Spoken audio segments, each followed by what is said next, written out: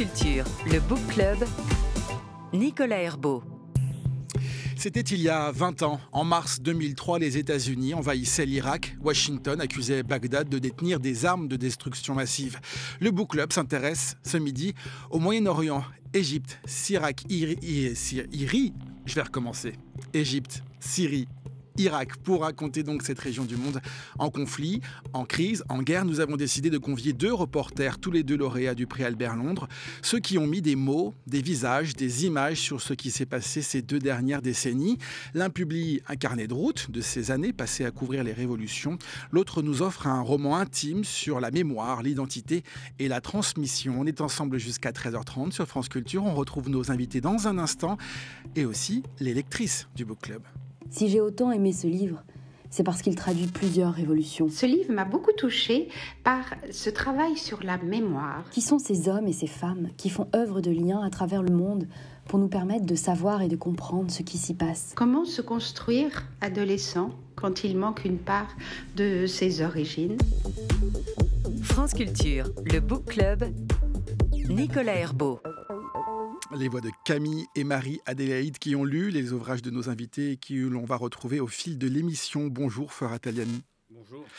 Vous êtes grand reporter, réalisateur de documentaires, lauréat du prix Albert Londres en 2019 pour votre livre Le parfum d'Irak. Demain, 1er mars, sort votre tout premier roman intitulé « Je me souviens de Falloujah » chez Jean-Claude Lattès. Avant d'entrer dans le détail et précisément dans l'histoire de votre roman, vous êtes né en 1980 en France, de parents irakiens, l'année où donc a débuté une terrible guerre entre l'Iran et l'Irak. Et dans votre roman, votre narrateur dit que cette guerre a jalonné son enfance, qu'il en entendait parler à la radio, sur Radio Orient, et le journal qui lui rappelait sans cesse qu'il lui était interdit de voir ce pays. C'est quoi votre rapport à vous, à ce pays, la première fois que vous avez pu y aller ? C'est d'abord en fait aller à l'encontre des clichés que j'avais du Moyen-Orient et de l'Irak en particulier en tant qu'enfant, parce que, comme vous le mentionniez juste avant, à la maison, enfant, j'entendais l'Irak uniquement par la radio, avec un jingle particulier, avec des informations très précises sur la guerre. Et quand je posais des questions à mon père, je n'avais comme réponse que le silence. Et c'était un silence que je ne comprenais pas, en fait. C'était le silence d'un réfugié politique, de quelqu'un qui avait fui le pays et qui avait amené avec lui cette peur, cette paranoïa, d'évoquer même le mot Irak. Et j'entendais Saddam Hussein, par exemple, j'entendais Khomeini, j'entendais Iran, Irak, bombe, mort, que des mots très violents. Et donc, pour répondre à votre question, lorsque je suis allé en Irak en 89, j'ai été totalement surpris par ce que j'ai vu. 89, précisons-le, c'est la seule année de paix de ces 40 dernières années en Irak. J'ai eu la chance de voir ce pays à ce moment-là. Enfant, à l'âge de 9 ans, on ne sait pas que c'est une dictature. Donc ce qu'on voit, c'est ce que j'ai vu. C'est un pays qui allait à l'encontre, encore une fois, de tous ces clichés. Vous avez 9 ans quand vous mettez les pieds pour la première fois en Irak sans votre père. Sans mon père. Et ça non plus, je ne le comprenais pas. Mon père m'avait juste dit « tu verras enfin ton immense famille » parce que je posais beaucoup de questions sur cette famille dont j'entendais parler mais que je n'avais ni photo ni information sur elle. Et mon père ne pouvait pas nous accompagner. Il était encore opposant politique, il était sur une liste d'opposants politiques et il était impossible pour lui d'y aller. Votre narrateur dit en tout cas, j'ai longtemps pensé qu'être irakien, c'était beaucoup se taire et cracher quand on n'était pas content. Alors j'imitais papa lorsqu'il n'était pas là. J'apprenais les gros mots et postillonnais sur la télé ou sur la radio pour être aussi irakien que lui. Oui, mon père, en fait, était constamment branché à la radio, devant le journal télévisé. Il y avait énormément d'informations sur la guerre Iran-Irak et je l'observais. Je pense qu'il ne se rendait pas compte de cela. Peut-être que si. Et je le voyais uniquement s'emporter et effectivement cracher symboliquement en direction de la radio parce qu'il détestait entendre les mots ou les noms Saddam Hussein, Khomeini, Iran, Irak. Et du coup, je l'imitais. Je pensais que c'était ça, être irakien. Il se taisait, il racontait rien, mais il n'avait pas rompu le lien avec son pays d'origine. Pas tout à fait. Et en fait, il a accepté avec le temps de répondre à mes questions. Très tôt, encore une fois, je lui posais la question sur l'identité, sur... qu'est-ce que c'est qu'être différent, Je pense que tous les enfants, à un moment donné, se posent cette question, encore plus quand on est issu de parents nés dans un autre pays. D'une double culture. Une double culture. Et en l'occurrence, un pays qui n'était pas vraiment la norme en France. Il n'y avait même pas de communauté irakienne. J'étais entouré de Français de souche ou d'origine européenne ou maghrébin. Et je n'arrivais pas à m'identifier à eux. Et donc, avec le temps, il m'a ouvert la porte de ce pays. Je pense qu'il nous a envoyés en Irak, ma mère, ma sœur et moi, à l'époque, pour répondre à mes questionnements. Pour continuer et débuter cet échange sur le Moyen-Orient, sur comment on raconte aussi cette région du monde en tant que professionnel, que reporter, on a convié Samuel Forêt. Bonjour. Bonjour. Vous êtes en direct de Jérusalem, merci beaucoup. C'est là que vous vivez désormais, reporter, journaliste indépendant. Vous aussi, lauréat du prix Albert Londres en 2017 cette fois-ci, et lauréat du prix Bayeux-Calvados-Normandie, le prix des correspondants de guerre pour vos reportages sur la bataille de Mossoul, publié dans le Figaro. On va évidemment en reparler. Dans Les Aurores incertaines, titre de l'ouvrage que vous publiez chez Grasset, vous racontez vos 6 années passées à couvrir un Moyen-Orient que vous décrivez comme sublime et confus, sans nous raconter année par année, mais dites-nous qu'est-ce qui vous a en tout cas emmené de Fontainebleau, là où vous avez grandi, jusqu'au Moyen-Orient? Ce qui m'a emmené là-bas, c'était l'idée avant tout de découvrir une zone qui était troublée. Donc j'y suis allé, j'ai décidé de me lancer dans des études de journalisme en 2003, au moment de l'invasion américaine de l'Irak. Donc voilà, on est en plein dedans. Et je m'étais dit comme journaliste, tiens, ce serait bien de se rapprocher un peu de cette région qui a l'air trouvée pour mieux la comprendre et puis pour mieux voir quelles en sont les formes, etc.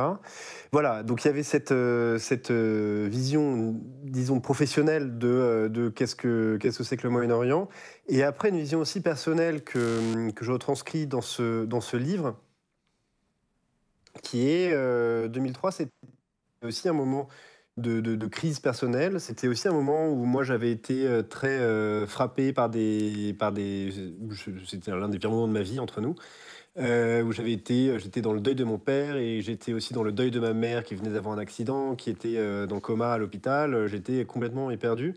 Et j'allais dire très naïvement, j'avais compris que la mort c'était quelque chose d'extrêmement grave. Donc je pense que j'avais été extrêmement touché à l'époque par les conflits qui résonnaient non seulement à Jérusalem avec l'intifada, avec la seconde intifada, mais aussi en Irak, etc.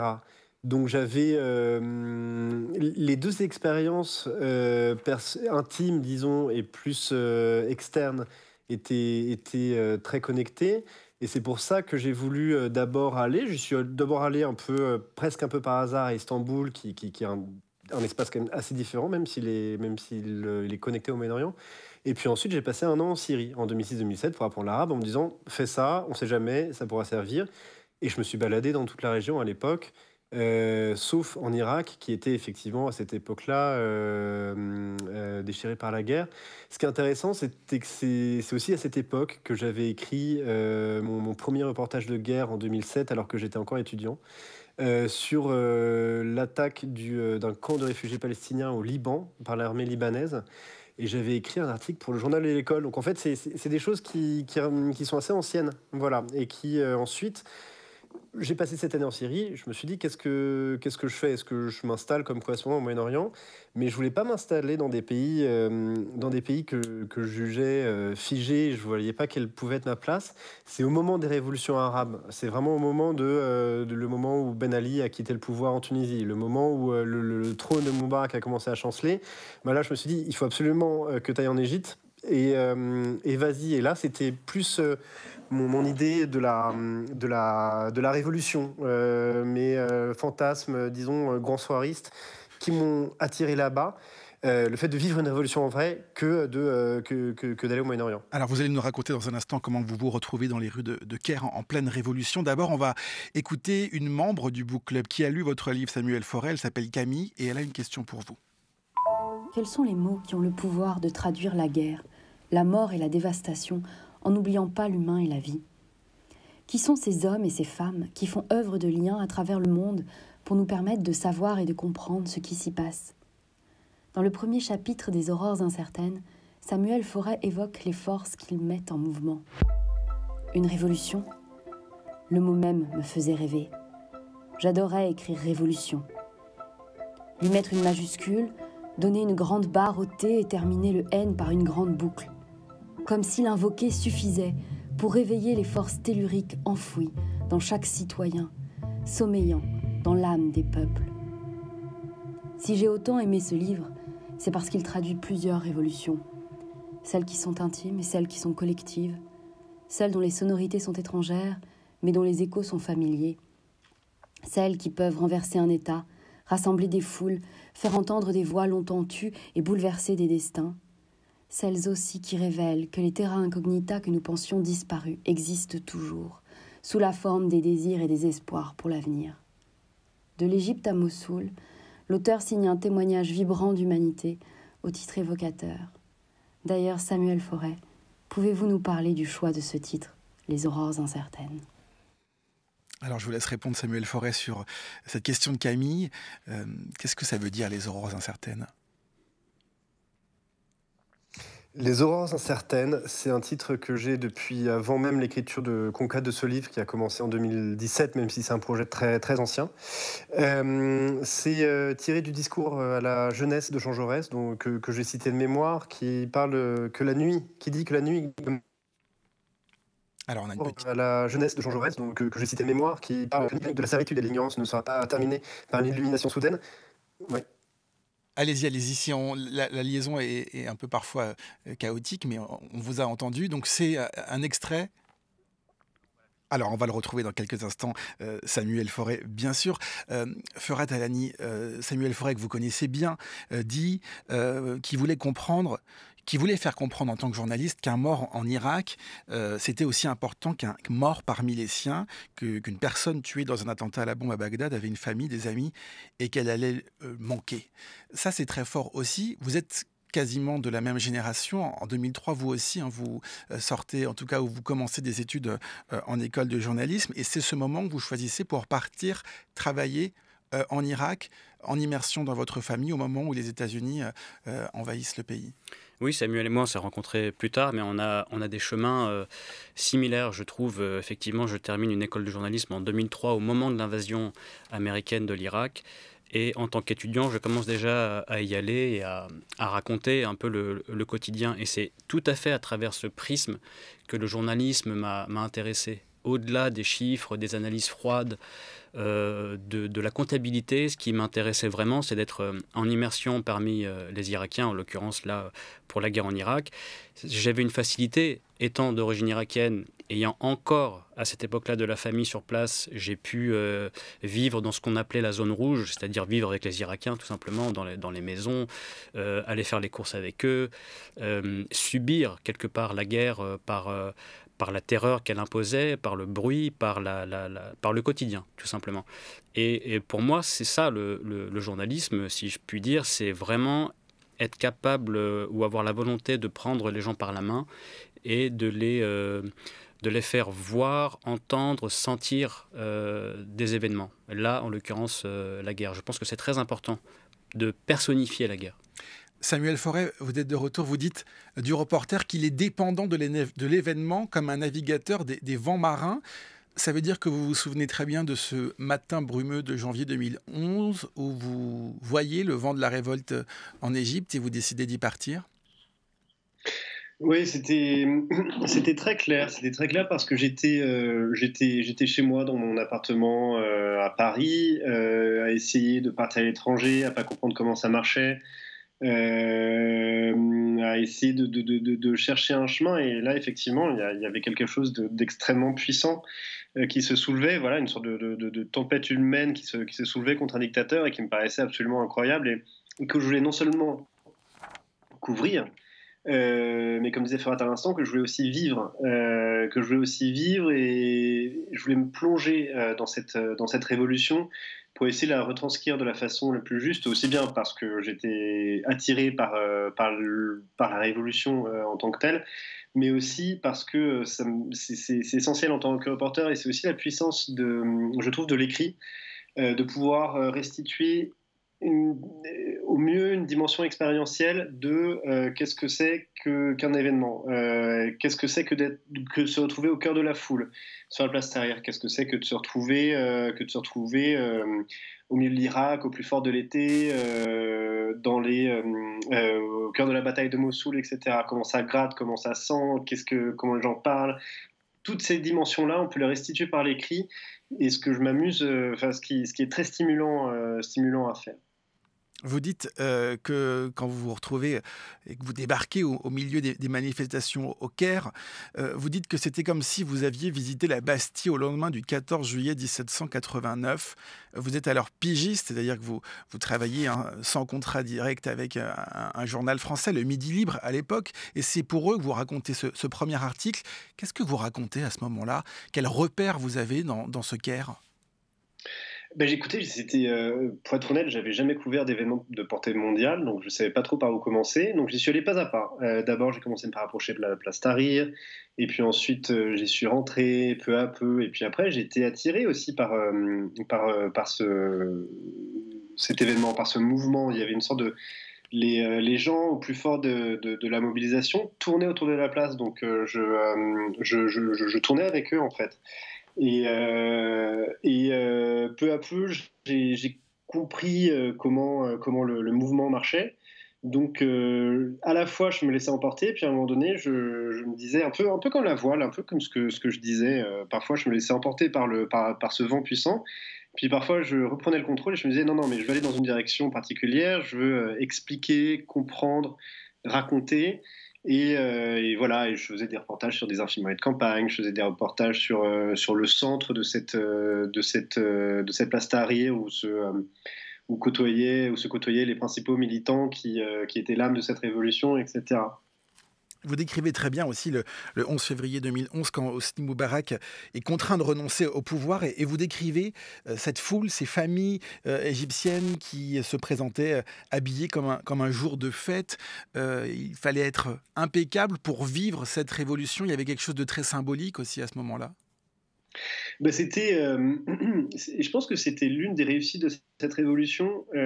C'était parce que c'était bien, parce que c'était une fête, parce que c'était un événement positif, parce que et ça, il y a quand même quelque chose d'assez incroyable en Égypte qui se passe à ce niveau-là. J'ai jamais vécu de telle mobilisation ailleurs, que ce soit en France ou au Moyen-Orient.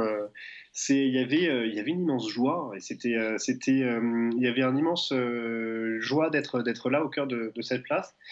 Et donc, on avait envie aussi d'être à la hauteur de cet événement. Et ce qui est intéressant, c'était que pendant ces 11 jours de combat, il y avait aussi une volonté de la part des manifestants d'exemplarité. On constituait une commune au cœur de la place Tahrir qui échappait en quelque sorte à la tyrannie de Moubarak, à la tyrannie de la dictature militaire égyptienne qui était doublée d'un État policier. Donc il y avait vraiment cette dimension d'exemplarité qui était extrêmement forte pendant tous ces jours révolutionnaires et qui a commencé à s'effilocher d'ailleurs dès que Moubarak a quitté le pouvoir en fait.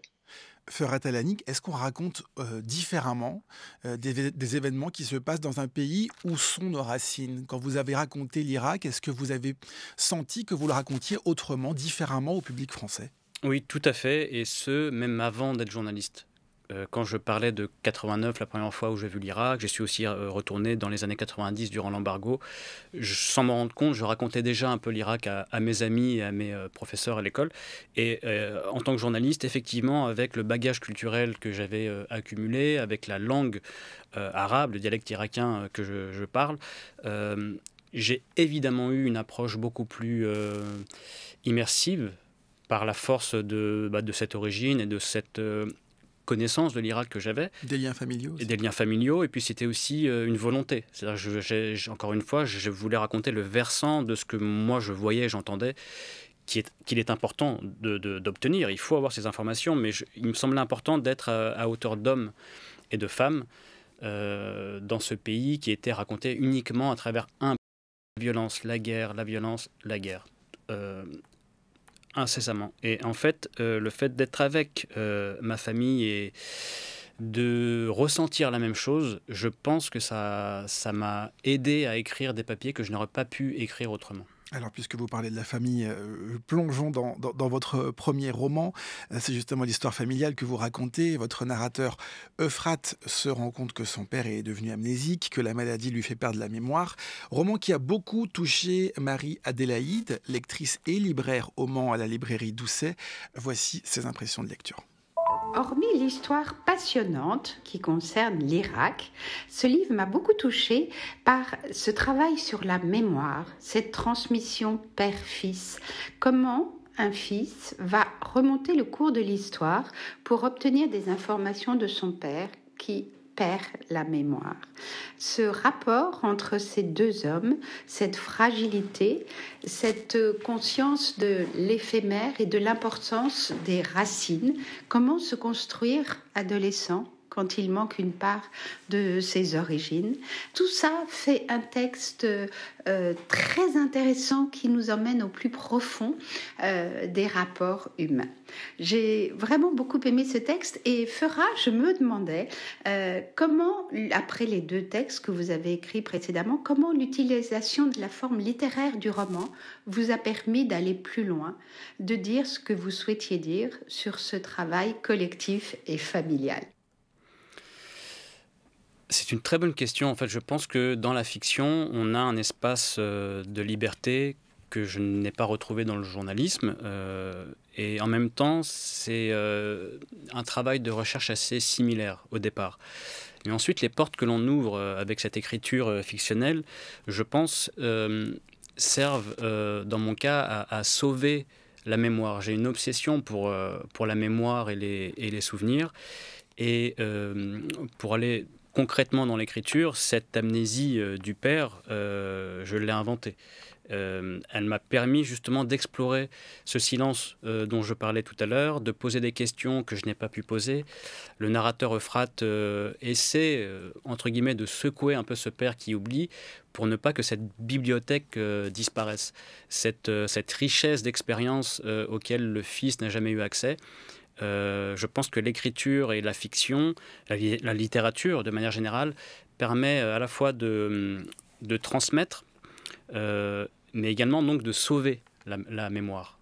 Quand un journaliste, soyons honnêtes, écrit un roman, on le suspecte toujours évidemment d'avoir écrit la réalité, d'autant plus que votre roman s'ouvre sur cette citation de Jean Cocteau. Le roman est un mensonge qui dit toujours la vérité. Alors quand vous racontez Falloujah, vous dites la vérité quand vous décrivez cette ville de l'entre-deux, une jolie petite bourgade pleine de contradictions et de paradoxes. Comment vous l'avez découverte, cette ville? Comment vous avez pu la décrire de cette façon-là?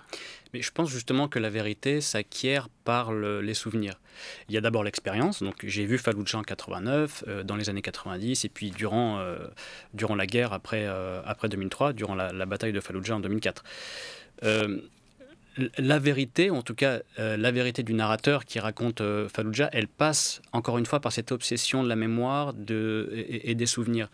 Et il y a une espèce de porte, encore une fois, qu'on ouvre sur une mémoire, on va dire, qui est fonctionnelle et pratique, donc les souvenirs de l'enfance, l'expérience vécue. Et puis il y a aussi une autre obsession que j'ai, c'est cette mémoire inconsciente qui s'ouvre par les sens, que ce soit une odeur, que ce soit un goût, que ce soit un son, que ce soit une discussion avec une personne, notamment donc cette discussion entre le fils et le père, dont je me souviens de Falloujah, qui reconstruit une ville. Et donc Falloujah, j'espère, dans cette description, est au plus proche de ma vérité, en tout cas, sur cette expérience vécue.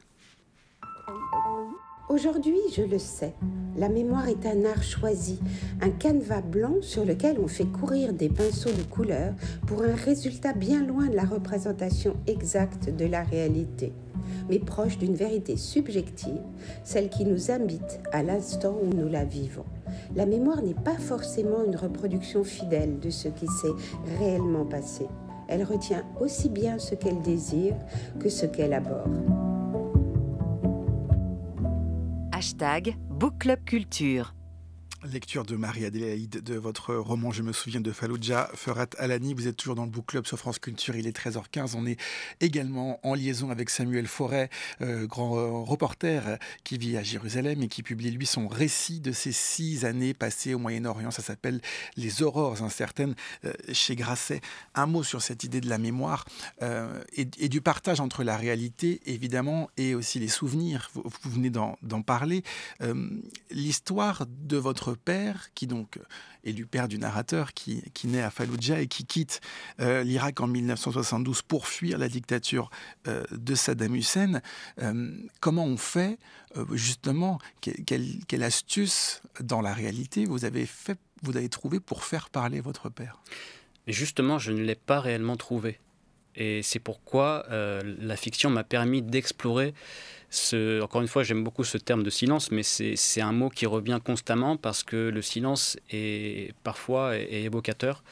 Là, en l'occurrence, il était évocateur de la torture que le père a subie en prison, des non-dits, des tabous, lorsqu'on est en fuite d'une dictature et qu'on arrive dans un pays de liberté, mais dans lequel on ne peut pas tout à fait vivre. Et on vous demande d'ailleurs, et c'est l'ouverture de votre livre, où on vous demande de donner plein d'informations, de trahir presque son pays d'origine pour pouvoir devenir réfugié politique. Exactement, et ça c'est une réalité. C'est les rares informations que j'avais obtenues de mon père, c'est qu'il y avait une espèce de pacte auquel il ne s'attendait pas, qui était effectivement celui de collaborer avec les services français. Ce que le narrateur raconte, c'est que ce père, en étant exilé, est tellement renié, tellement rejeté, qu'il va s'accrocher à des principes tellement forts, donc l'intégrité, l'honnêteté, qu'il en devient presque la victime. C'est-à-dire qu'en fait, il est renfermé sur lui-même, il est prisonnier quelque part de ces principes-là, alors qu'il a fui le pays qui l'a mis en prison. Et le fils va comprendre, en fait, durant son enfance et son adolescence, qu'il n'a pas accès à ce récit du père, parce que ce récit est extraordinaire en tous les sens du terme. Et c'est une fois adulte et une fois que le père oublie que ces questions obsessionnelles vont revenir. Et il va utiliser justement une sorte de joute verbale où chacun des protagonistes va raconter un ou plusieurs souvenirs, une sorte de miroir déformant qui va amener à une sorte de vérité subjective.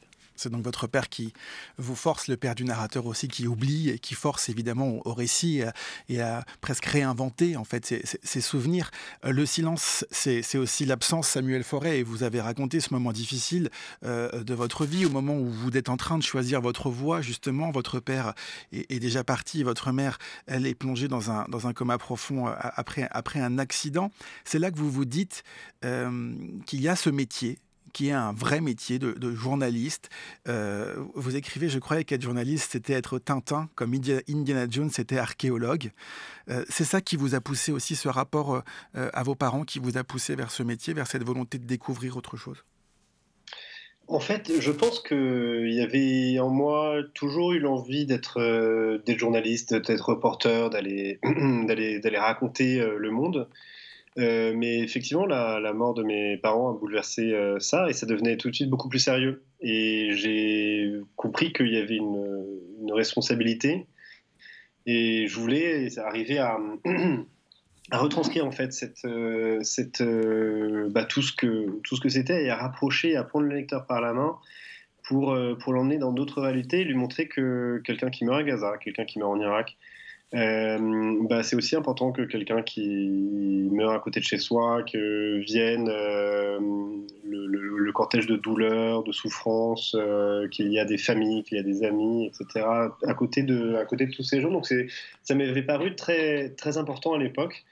Et ce que je ne savais pas encore, c'est que je pourrais avoir la possibilité et la responsabilité aussi de réaliser tout ce travail.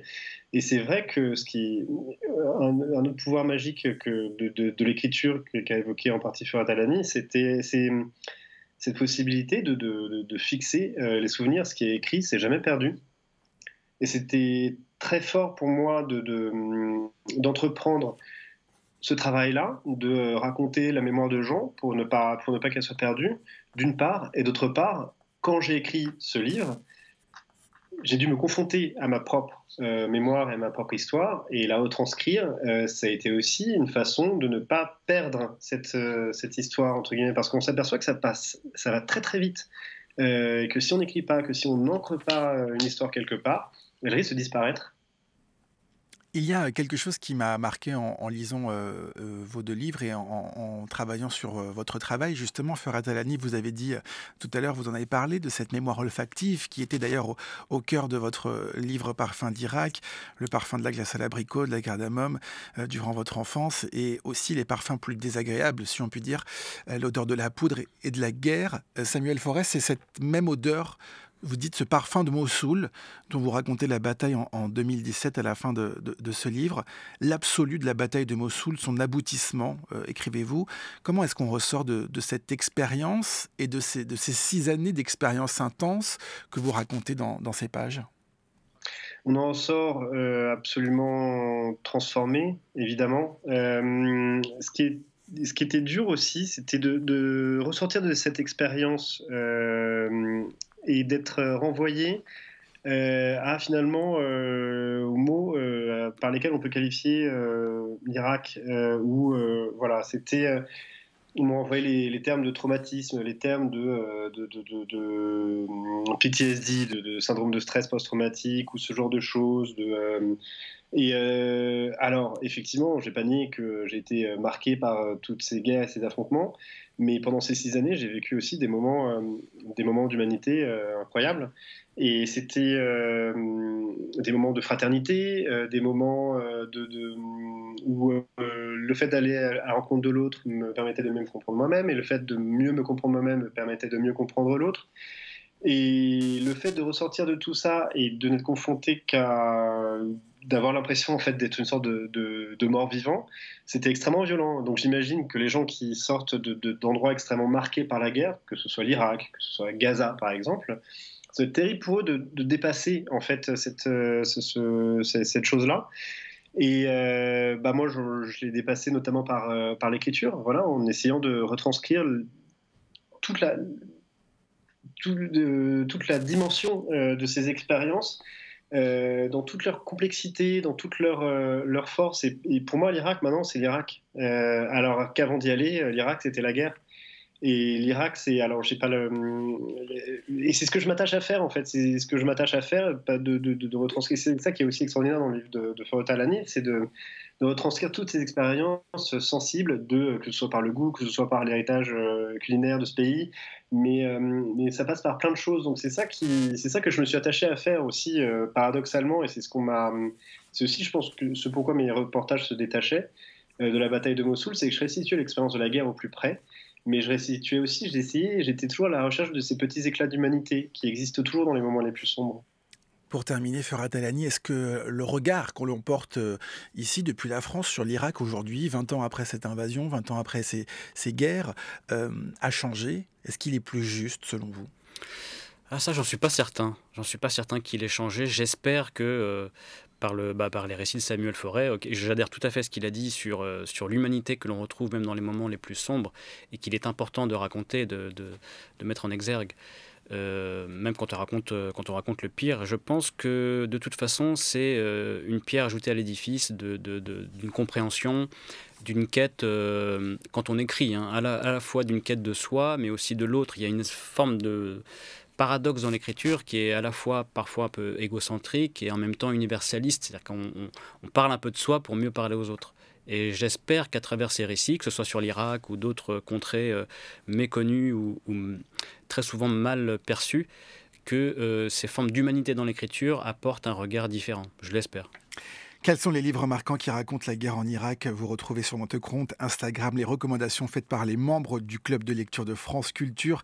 Quelques titres rapidement: Yellow Birds de Kevin Powers, un vétéran américain qui raconte la guerre d'Irak. Quai d'Orsay, c'est 2 bandes dessinées de Blin et Lanzac qui racontent là du coup plutôt le côté diplomatique et le discours de Dominique de Villepin en 2003 donc. Et puis l'Irak, un siècle de faillite d'Adel Bakawan, une analyse de l'histoire de ce pays depuis sa naissance en 1921. Merci infiniment d'avoir été avec nous à tous les deux. Merci Samuel Fauré, vous étiez en direct de Jérusalem. Je rappelle le titre de votre récit, Les aurores incertaines, chez Grasset. Merci d'avoir accepté cet échange dans le Book Club avec Ferhat Alani. Merci beaucoup d'être venu dans ce studio. Je rappelle le titre de votre premier roman, Je me souviens de Fallujah. Ça sort demain, le 1er mars, aux éditions Jean-Claude Lattès. Et je retiendrai cette phrase: ce qui est écrit ne s'oublie jamais et n'est jamais perdu. 13h25 sur France Culture, le temps d'accueillir Charles Danzig pour ses quadritèmes, les peintres qui écrivent aujourd'hui. Rien ne montre mieux la différence de tempérament entre Léonard de Vinci et Michel-Ange, en plus de leur peinture bien entendu, que leurs écrits. Michel-Ange est un fougueux, Léonard de Vinci un phlegmatique. Michel-Ange est chaud, Léonard de Vinci est froid. L'un fait de la peinture spontanée, l'autre fait de la peinture patiente. L'un est imprudent, l'autre est prudent. On aura compris que je suis moins sensible à la peinture de Léonard de Vinci qu'à celle de Michel-Ange. Mais leurs écrits. Qu'ont-ils écrit pour commencer? Léonard de Vinci est l'auteur de facéties, suivant un genre littéraire à la mode qui ne révèle rien de lui. Il a aussi écrit des fables, où ce qui me frappe est qu'on y rencontre beaucoup de végétaux et d'animaux et très peu d'hommes. Il y a très peu d'êtres humains dans les écrits de Vinci. Et pourtant, il les aimait, et pourtant, il a une vie qui n'a pas été tranquille. Je crois qu'il s'employait à refouler ce qui le faisait souffrir. On en trouve une preuve dans ce qui est son œuvre littéraire la plus intéressante, ses carnets. Voici la phrase. « Plus grande est la sensibilité, plus grand le martyre. » Oh, non seulement dans la vie, mais aussi dans l'art. Et peut-être a-t-il éprouvé ce qu'il écrit plus loin. La passion intellectuelle met en fuite la sensualité. Quand il dit « Pauvre est celui qui a de grands désirs », c'est une phrase de mépris. De là, cette autre phrase « Ne point désirer l'impossible ». Il devait en éprouver de grands des désirs pour les rejeter de la sorte. N'écrit-il pas ceci qui est triste, mystérieux et beau ? Mon visage est la prison de l'amour. Il a emprisonné sa sensibilité, ses lettres ou ce qu'il nous en est parvenu le révèlent, toutes des lettres de métier, alors que Michel-Ange, quel bouilloire! Ces lettres à lui sont passionnantes parce qu'il s'y livre. Bien sûr, plusieurs sont adressées à des papes, à des Médicis, à des artistes, mais surtout, il y a des lettres d'amour. Il a écrit la première à 57 ans. Tommaso Cavalieri en avait 23. Léonard de Vinci, qui aimait aussi les garçons, n'est pas allé jusqu'à leur écrire. Michel-Ange prend tant soit peu des précautions, mais achève sa première lettre par la phrase suivante « Lisez dans mon cœur et non point ma lettre ». Il a été allusif et craint que ses allusions n'aient pas été devinées, c'est-à-dire qu'il anéantit ses précautions. Toutes les allusions et les plus sensuelles, il les fait aussi dans ses célèbres poèmes. Peu de vers sont plus érotiques que celui du ver à soie, où il s'imagine mourant pour créer une soie qui recouvrira la main de Tommaso. Au fait, ces poèmes, lisez-les dans des éditions modernes. À sa mort, un de ses neveux en a fait une édition où il a changé le genre des pronoms de manière à faire croire que Michel-Ange s'adressait à une femme. Cette vulgarité me rappelle la phrase d'Oscar Wilde « Tout grand homme a ses disciples » et c'est généralement Judas qui écrit sa biographie. Les quadritèmes de Charles Danzig à retrouver sur franceculture.fr et sur l'appli Radio France. Un grand merci à toute l'équipe du Book Club, Oriane Delacroix, Zora Vignet, Jeanne Agrapard, Didier Pinault et Alexandre Alaïbegovic. Colin Gruel réalise cette émission et à la prise de son ce midi, Florent Bujon. Je pense justement que la vérité s'acquiert par les souvenirs.